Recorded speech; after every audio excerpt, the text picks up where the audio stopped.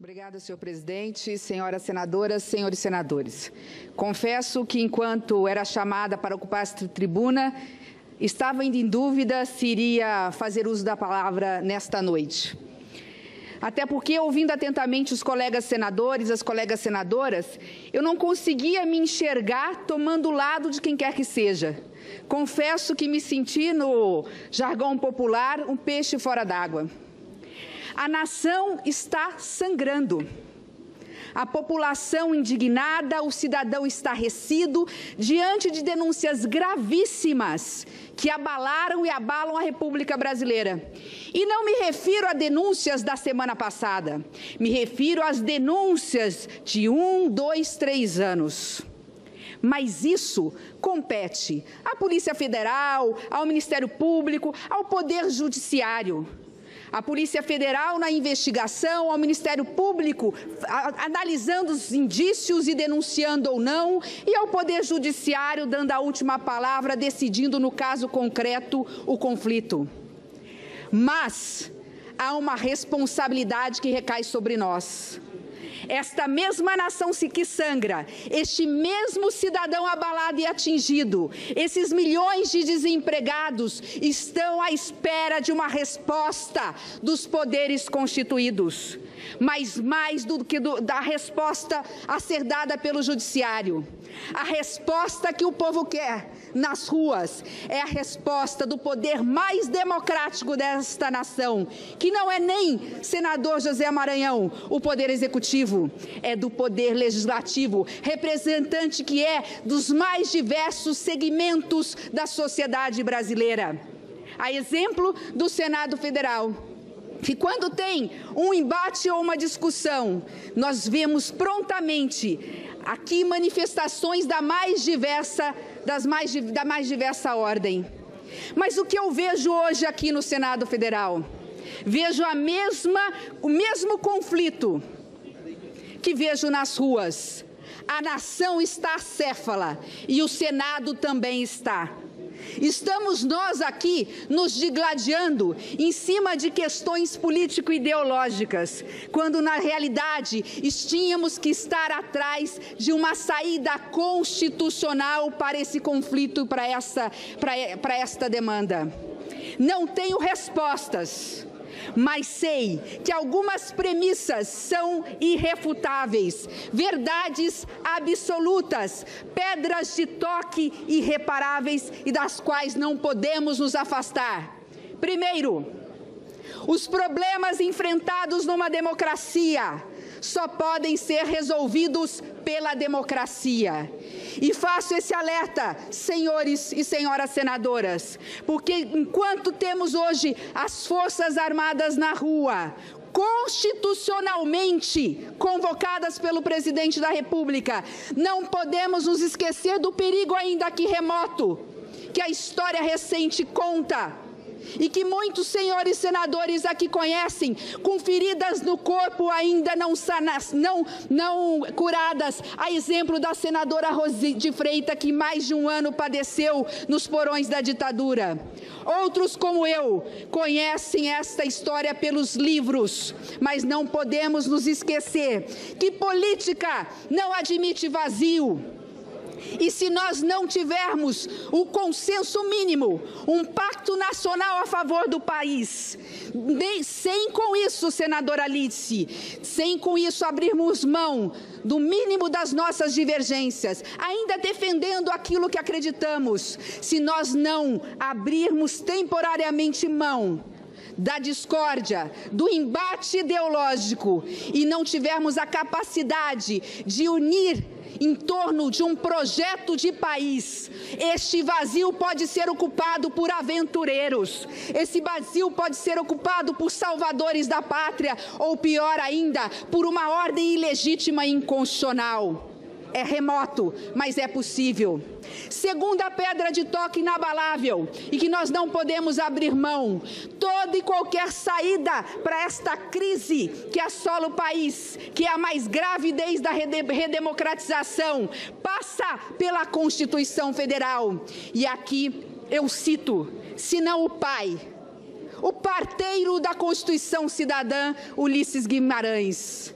Esta, disse ele, será a Constituição que pode não ser perfeita, mas será útil, será luz, ainda que de lamparina, na noite dos desgraçados. Pois bem, esta noite política e institucional que assola hoje o país é a noite que nos atinge e nos abala, e seremos todos desgraçados na opinião pública e perante o povo brasileiro se ficarmos apenas aqui no embate ideológico, como se não tivéssemos a obrigação e a responsabilidade de decidir o destino do país.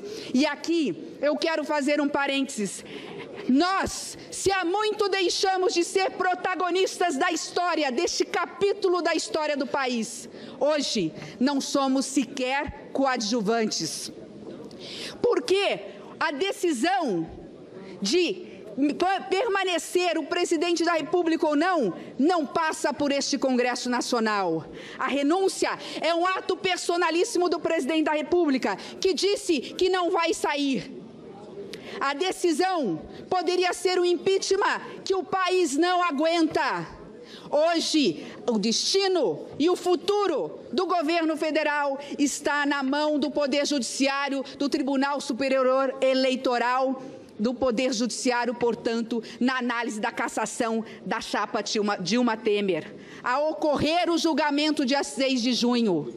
Portanto, não somos protagonistas nem coadjuvantes deste capítulo da história, ou desta linha, ou do parágrafo a ser redigido, mas somos protagonistas da história enquanto detentores do mandato, que, representando o povo, hoje este mesmo povo está a exigir de nós. Não nos esqueçamos, senhoras senadoras e senhores senadores, do juramento que fizemos de servir e de dar respostas. Quando disse aqui que os problemas a serem enfrentados pela democracia se resolvem através e unicamente pela democracia, é porque quando vejo embate aqui, eleições diretas para voltar um presidente ou para eleger um novo, nós esquecemos que as pesquisas informais mostram que quem hoje Filheira desponta como primeiro na intenção de voto não é ex-presidente ou qualquer senhor ou senhora cidadã deste país. Hoje faz-se a pesquisa e vê que ninguém chega a 30% da intenção de voto, a não ser a intervenção militar.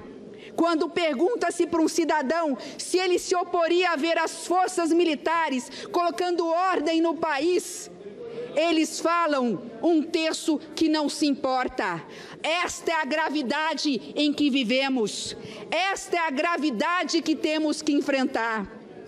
Disse aqui que temos pedras de toque inafastáveis. Nós temos premissas das quais não podemos fugir.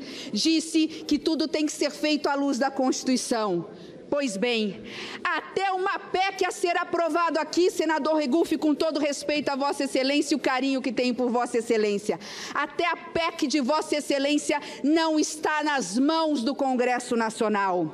Há uma jurisprudência do Supremo Tribunal Federal, dizendo que o artigo 16º da Constituição é cláusula pétrea, que diz que qualquer mudança na lei eleitoral só vale para um ano posterior. Não estou dizendo com isso que não devamos aprovar a PEC. Poderemos até aprovar a PEC, mas mais uma vez estamos à mercê do Poder Judiciário, porque ele terá que ser provocado para ver se muda a decisão e a jurisprudência que deu para dizer, posteriormente à decisão já tomada, que nesses casos onde há cassação de chapa, como se não houvesse tido eleição, poderia-se se admitir uma eleição direta e a PEC, portanto, seria constitucional.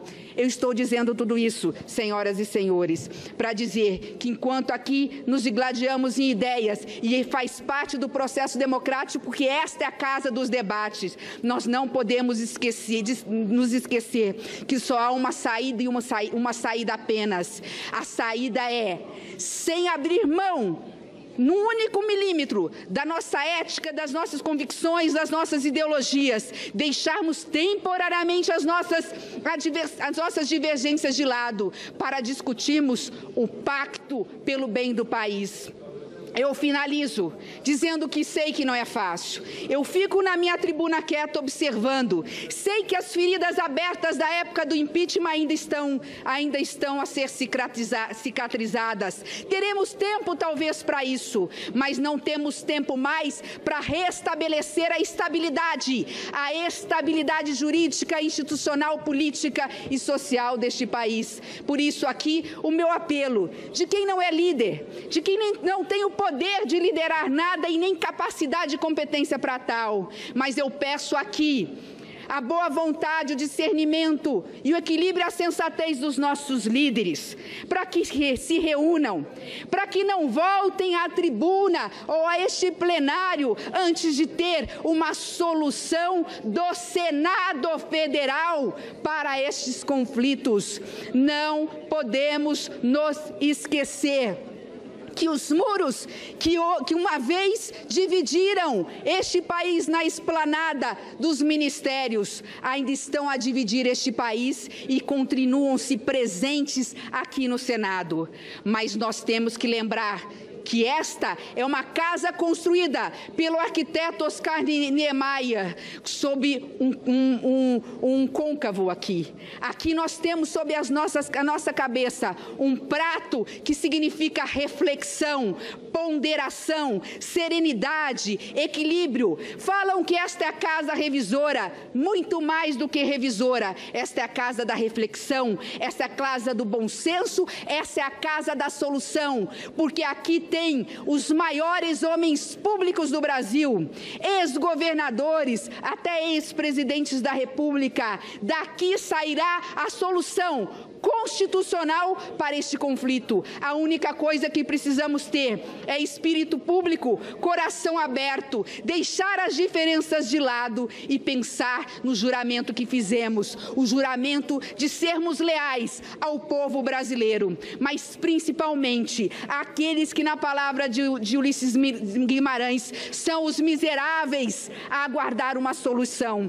são os analfabetos, os sem teto, os sem emprego, os sem instrução para poder ter condições de tocar minimamente a sua vida. Mas ele mesmo disse certa vez: mais miserável que os miseráveis são aqueles homens públicos que, podendo, não acabam com a miséria. Eu repito para finalizar: mais miserável que os miseráveis são os homens públicos que, não percebendo a importância do momento em que vivem e a responsabilidade que têm, porque foram ungidos pelo voto popular, se omitem, se calam ou por interesses outros não se juntam na construção através do diálogo e do bom senso para solucionar os problemas graves deste país. Eu agradeço a atenção dos colegas senadores, agradeço o tempo que me foi concedido, talvez acima do permitido no regimento, mas eu não poderia,